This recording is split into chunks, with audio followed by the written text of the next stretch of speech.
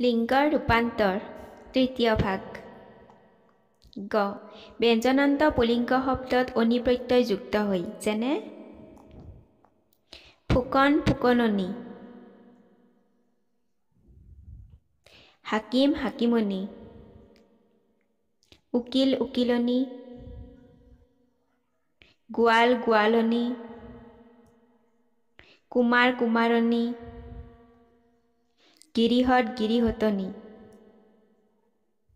ঘ আকাৰান্ত পুলিংগ শব্দত নি প্ৰত্যয় যুক্ত হয় যেনে বৰুৱা বৰুৱানী, শইকীয়া শইকীয়ানী, কলিতা কলিতানী, খাচীয়া খাচীয়ানী, শৰ্মা শৰ্মানী, বৰা বৰানী। ধন্যবাদ।